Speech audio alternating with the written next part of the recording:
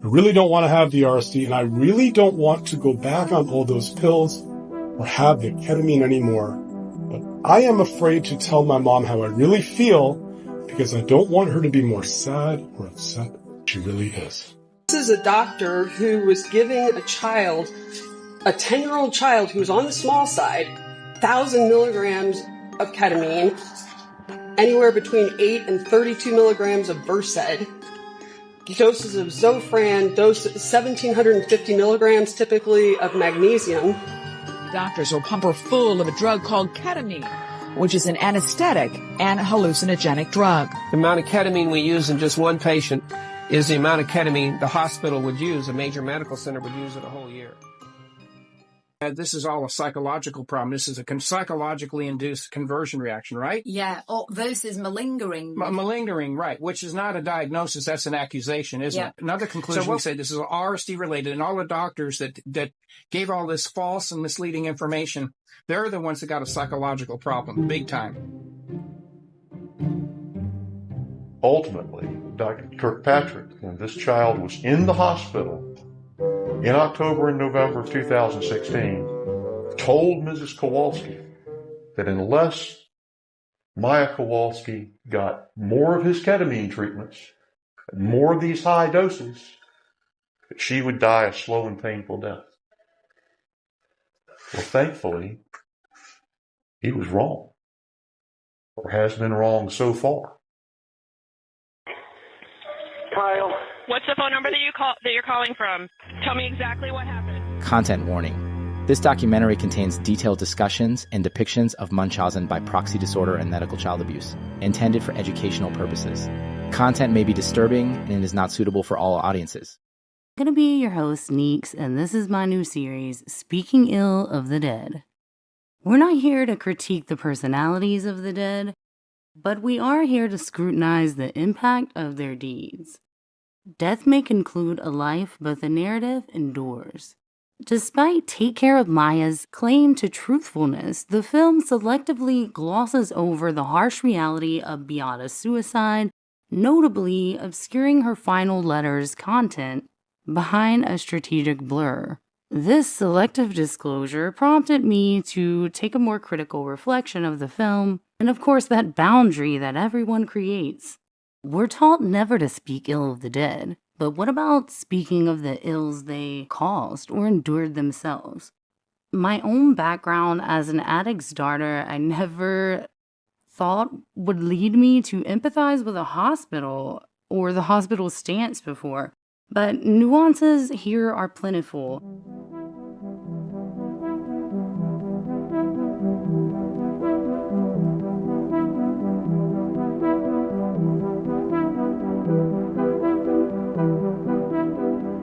Maya's medical journey is documented and recounted by her mother, but as though it were coming from Maya's perspective, so Beata wrote this in the first person.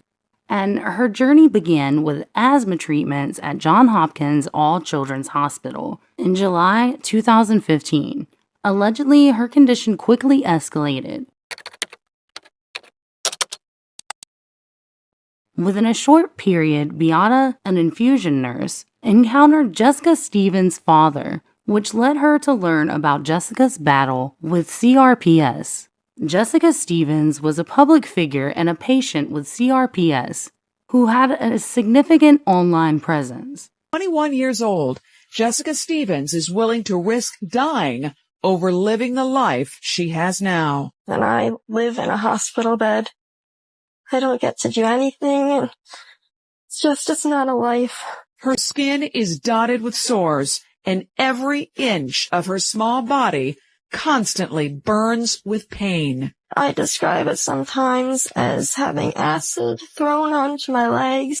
Feels like my head has been smacked against the wall. There have been times I've asked God, let me have the pain even for one day. Jessica's last hope is a radical and dangerous treatment. She's choosing to be put into a coma with hopes of waking up pain-free. It is radical and it is scary. It is called coma therapy, but it is not approved by the FDA in the United States. So Jessica is traveling to Monterrey, Mexico as part of a research study. That's a lot. Doctors will pump her full of a drug called ketamine, which is an anesthetic and hallucinogenic drug. The amount of ketamine we use in just one patient is the amount of ketamine the hospital would use, a major medical center would use in a whole year. Preaching is just good. You're going to make it out of this one. Patients are in the coma for 5 to 7 days, kept alive by life support. While they're unconscious, doctors believe the brain shuts down and then, like a computer, reboots itself. About 100 pain patients have joined this coma research study. More than half have ended up pain-free. But doctors admit it is risky. There's no doubt about it that the ketamine coma study is dangerous. Patients may not wake up from it. And if they do emerge from the coma, it can be horrifying. They can have hallucinations, terrifying hallucinations. Not always, but can happen. Shannon Stalker was one of the first pain patients to be put into this ketamine coma several years ago. Terrifying hallucinations. It was as if somebody had poured gasoline on me and lit me on fire. Shannon's husband captured her on home video while she was unconscious and watched as she emerged with terrifying hallucinations. Almost like she was a child. She was known for her blog and fundraising efforts through GoFundMe campaigns, and she also detailed her journey with CRPS. Via her own mother, there were lots of efforts to raise awareness, and she even discussed her condition with the Obamas. Jessica's medical journey included various treatments such as IVIG therapy, the surgical implantation of a pain pump, and unfortunately, her story is also marked by complications from her treatments, including infections from her medical port, a limb amputation, and tragically her passing due to sepsis. Many wonder if Jessica's online documented journey served as a roadmap for Beata, especially considering the similar language that she uses when it comes to Jessica versus Maya's pain and the treatment, specifically pertaining to their amount of ketamine tolerance. Don't do this! Don't talk about pain meds! Don't talk about this and that! You're gonna cause more problems! I want to see my daughter again! Don't do this shit! Stop yelling in front of me. You don't get it! Come here. No, you don't get it. I can ask any question I want. No! They're gonna hold it against you! I guarantee it! You're harassing her! Leave them alone! Kirkpatrick and his set of doctors agreed with this CRPS diagnosis. Everyone else agreed that it was some form of conversion disorder or other psychologically related illness, and that the symptoms could typically be genuinely believed by the sufferers. So the question of, is Maya sick, or don't you guys believe Maya then? If you don't believe Beata, then surely you believe Maya. Well, it becomes quite a nuanced question, doesn't it? You made the point that you just didn't really want to continue, did you? Oh, the brain, down the drain. Oh, the fuse, the abuse. Oh, please, storm fell trees. Oh, the fire. Then continue the way what life was going for you, right? Am I correct on that? Right. Maya did say several times that she would rather be in a coma or die than live like that. Now, after the ketamine coma, she went back for 3 days of some ketamine boosters, you know. And each day we've been able to get you up to 200 milligrams a day. We can't do that with most people, but for you, we're able to do that because on an expensive date. That's right. You're right. And what we want to do now, and we still got another infusion to go today.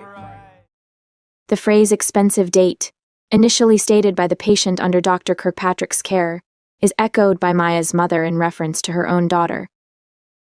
This repetition indicates a shared experience between the two patients, a significant financial burden related to their extensive medical treatments. Furthermore, it underlines a perceived pattern of high-cost treatments, which in the case of Maya's mother has drawn scrutiny and led to accusations of malingering from other doctors. The nurse, Carissa D. Crane, recorded on October 12, 2016, that Maya had been in severe, unrelieved pain for over a month. She noted that the mother reported disturbing statements, such as Maya expressing a desire to go to heaven, which raised concerns about the mother. In the blog written from Maya's perspective, Beata refers to requiring mega doses, horse doses of ketamine to keep calm, indicating an extreme level of intervention. Additionally, there are references to a troubling desire to die, similar to what Jessica expressed, suggesting a profound level of despair and suffering. In the entry about Jessica Stevens on the RSD Foundation website, it is noted that numerous doctors have remarked on the quantity of medications Jessica was prescribed. They commented that the amount would be enough to kill a horse, yet these medications seem to have little to no effect on alleviating her symptoms. One wonders if one of Maya's mother's motivations was to become an advocate and speaker about ketamine comas and Maya's condition, much like how Jessica's mom speaks on her behalf. She writes referring to Jessica's mom as though, from Maya's perspective, quote, "Auntie Sarah couldn't come today, unfortunately. She was preparing and practicing her speech about Jessica's RSD journey. She was speaking today at the local Catholic church in Monterey. My mommy said a prayer for her to give her strength during her PowerPoint presentation. My mommy told me Auntie Sarah did a fabulous job speaking about Jessica. Lots of people showed up at the church. Dr. Mesta came to church as well. He is such a wonderful man." End quote. In the blog, there is a pervasive theme of suffering, emphasizing the heart-wrenching reality that Jessica, Maya, and many others face due to the prohibition of ketamine comas in the United States. She underscores Maya's delicate age. Quote, "So far, I am the youngest child in history who has developed severe, generalized RSD in a very short period of time, and I am the first youngest child in history who is going to be placed in a high-dose ketamine coma. It's my last and only chance for better quality of life, getting rid of pain, dystonia, allodynia, and maybe a chance for being able to stand or walk one day again." End quote. Maya's mother utilized social media to reach out to celebrities, hoping to raise awareness about Maya's RSD and her journey to find treatments that could help.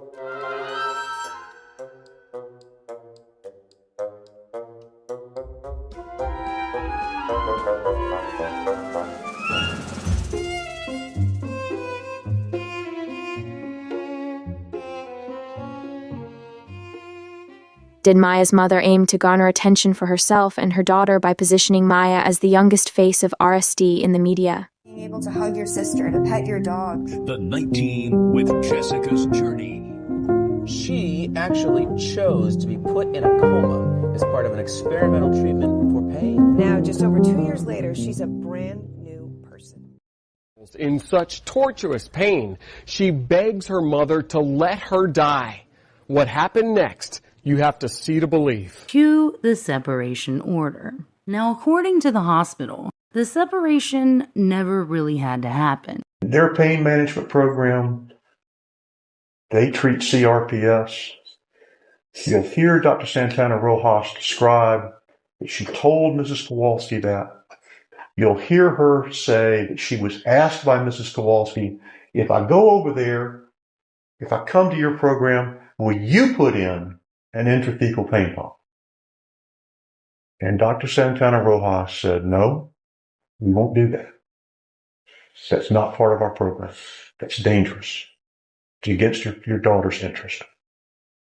For what we will do, without ketamine, without analgesic, what we will do is give her intensive physical, occupational, and behavioral therapy, and I'm going to replicate with her the program I trained in at Boston Children's Hospital, Harvard Medical School. I've replicated that program here, and we're getting very good results. If you bring your daughter over here as an outpatient, we'll put her in our program. You hear Dr. Smith pretty much tell you the same thing. I'm not sure what Dr. Santana Rojas is going to say about this, but I know what Dr. Smith's going to say. And it's this. Dr. Smith left the hospital that day thinking She had a deal. She thought, okay, we're going to get this child weaned and stable, and then we're going to transfer her as an outpatient in her family's custody to Nemours Pain Management. Now, as you hear the evidence come in, you are going to see at this point, on October 11th, 2016, there had been a report accepted to DCF. There had been an investigation started, but nothing really had taken place. There had not been a dependency petition filed. There had been no court order. Court hadn't denied the Kowalskis access to their daughters. They hadn't done anything. On October 11th, All Children's Hospital and its staff were attempting to facilitate Mr. and Mrs. Kowalski taking their daughter out of All Children's Hospital in their custody and taking her as an outpatient for treatment at Nemours. We suggest to you that if that had happened, we would not be together today.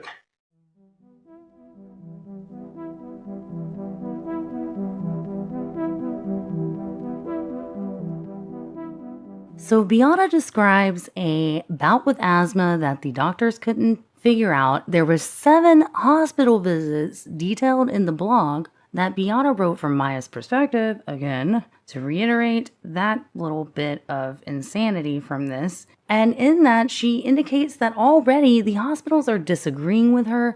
She wants tests that the doctors are declining to perform, some of them being painful procedures such as a lumbar puncture, which is a spinal tap, muscle biopsy. Those are not tiny procedures.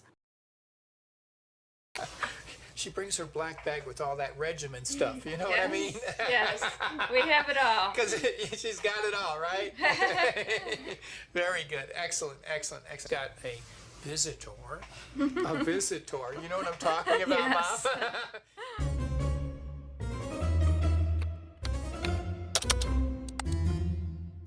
Sally Smith in the unfolding narrative was often vilified as the Cruella de Vil of this story. But she actually devised a comprehensive treatment plan for Maya. This plan entailed Maya attending a specialist outpatient program under the vigilant care of her family, a strategy that, if followed, would have made the notion of separation unnecessary in Maya's case. Contrary to the accusations against Sally Smith of orchestrating this separation. Plaintiffs have tried to contradict this, and they have to, right? They have to, because what's written in here tells a story.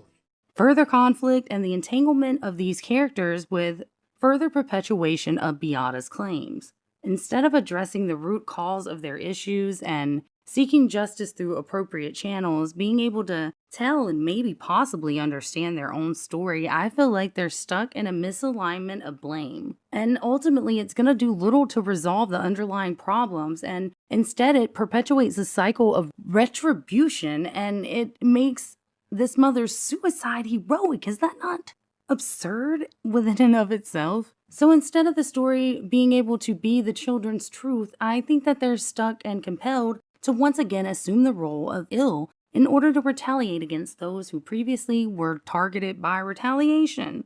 I mean, the endless cycle is, it really makes you want to bang your head against the wall. But in both the Watts case and the Gypsy Rose Dee Dee Blanchard case, we see a recurring theme where fathers play this nuanced and less visible role in the family. And often those family dynamics are rather complicated. Often the mothers who are the perpetrators suffer from disorders that drive their actions, and they tend to be either married or have been married to fathers who are notably distant or detached from the family unit. This distance can contribute to a lack of oversight and a lack of intervention in many cases. And the father's absence and emotional distance from the core of the activities of the family allows these mothers' harmful behaviors to go unchecked, and it leads to extreme and sometimes deadly consequences. This pattern underscores the complex interplay of family dynamics, mental health issues, and a critical need for effective intervention in preventing such tragedies. My investigation into Kirkpatrick and his associates has unfortunately uncovered concerning practices. Often they appear to dismiss past instances involving malingering mothers and the charges related to that, and particularly those involving parents of their pediatric patients, many of them coming with accusations already attached to them. And interestingly, Kirkpatrick often emphasizes that these parents are nurses, a detail that seems to be designed to lend credibility to the unorthodox experiments that he conducts. This pattern raises questions about the motivations behind these experiments and ethical considerations at play, suggesting a complex web of professional and personal dynamics that influence the treatment of their vulnerable patients. It's particularly telling that the Netflix documentary omits the consensus among over 20 physicians diagnosing Maya with conversion disorder, and the specialist specifically sought out by Beata supported her preferred diagnosis, highlighting Beata's own bias with the selection of these medical opinions.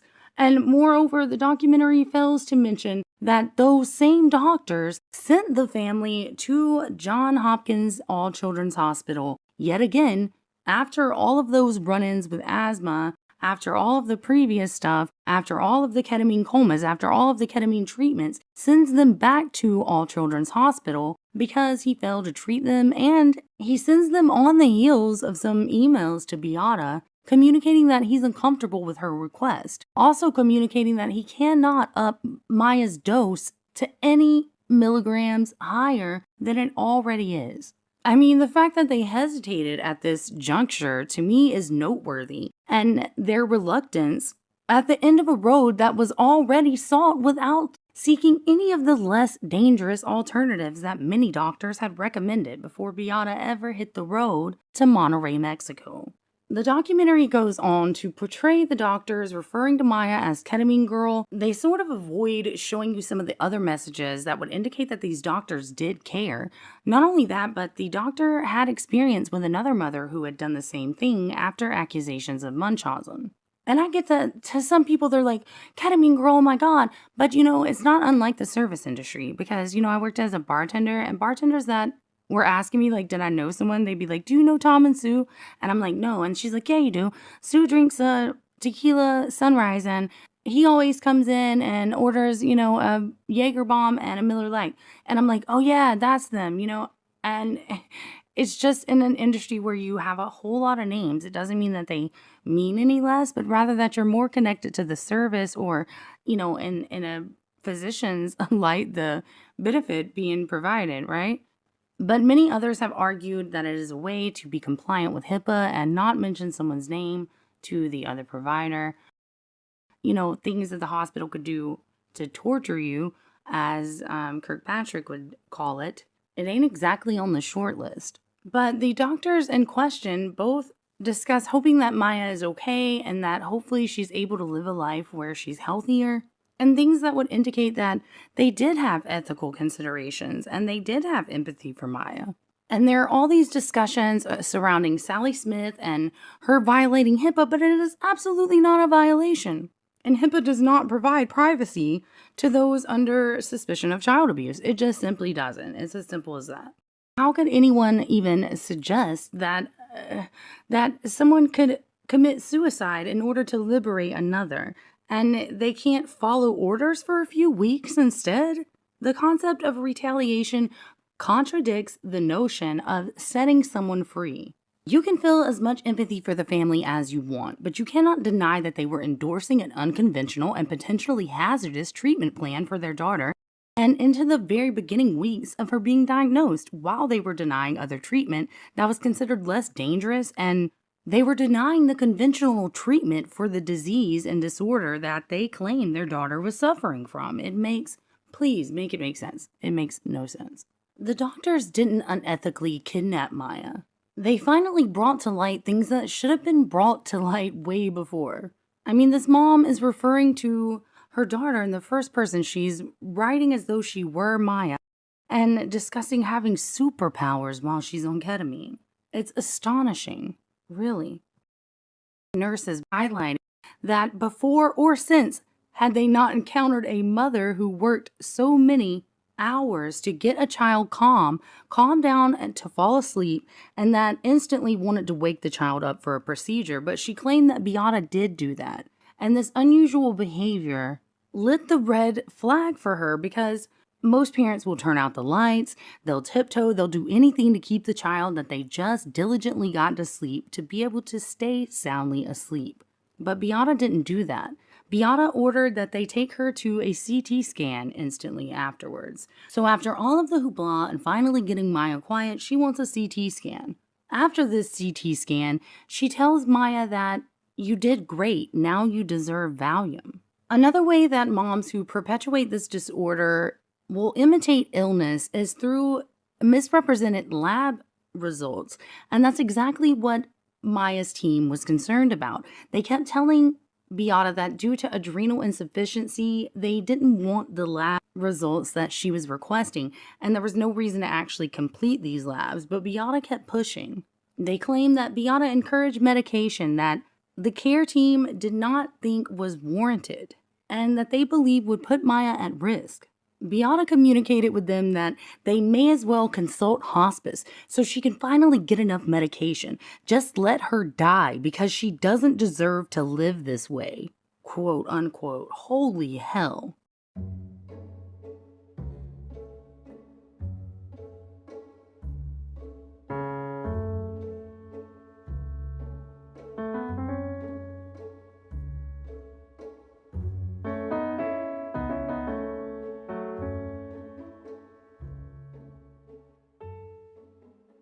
Beata kept insisting that they up the amount of medication, and the nurses explained that they wanted to keep Maya breathing on her own, while also being comfortable.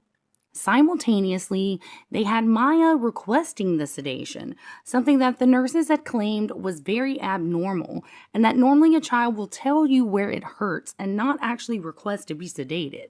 She was also requesting that her Valium be pushed fast. It tells her father to tell them to make them push it fast. She wanted her meds pushed fast. She wanted to feel the meds kick in. Nurses highlighted that that was their concern. Beata had requested similar things, such as priming the lines with the medication, something that the nurses exclaimed was extremely alarming to them, considering that Beata was an infusion nurse and knew that that was not the typical way that pain meds would be handled. She was, quote, asking to give Maya a little extra dose of medication that was completely outside of my scope and what I would normally do as my practice, nor should she do that in her practice as a registered nurse, unquote. It even included a note about Jack saying, quote, father stated that the patient is awake and needs to be put back to sleep. Patient shows no sign of pain, but father states she's starting to look anxious, unquote. They asked why would she have noted that, and she states that when a patient doesn't show a sign of pain and family's asking for her to be put back to sleep, I mean, that's a red flag. Uncooperative with her monitors, Maya claimed she did not give a what the doctors want. Ooh. She also indicated that despite Maya not being cooperative with the medical monitoring, Beata still continued to request the increase in medication. And of course, the cherry on top, Beata is there documenting everything and taking pictures of everything. And the nurses claimed she was pretty unwilling to engage in conversations with them. She kept demanding that this team put Maya into a ketamine coma. She demanded that in order to give her more medication, if it was Maya's breathing they were concerned about, that they were to intubate her. Something that doctors said was completely unwarranted, and that there was no way that this child was in the amount of pain that would be equivalent to what Beata was requesting. They also claimed that Maya was much more warm when her mother was gone, that she wasn't crying and whining in pain all the time, and that she acted more like a typical girl. And they just exclaimed time and time again that this was more the mother asking for pain medication than a child in pain. I repeat, a mom who wanted more medication than was equivalent to her child's alleged chronic disorder. Next week, we'll continue our exploration of a delicate yet crucial topic, addressing challenging narratives beyond Netflix, Hulu, or any platform, and often one that our society hesitates to express as They fear casting a critical eye on maternal figures, especially those who have been martyred. They fear speaking ill of the dead. And the 50% chance of it killing her. And when you're asking the question, has Maya suffered trauma in her life? The answer is yes. Did all children's cause this?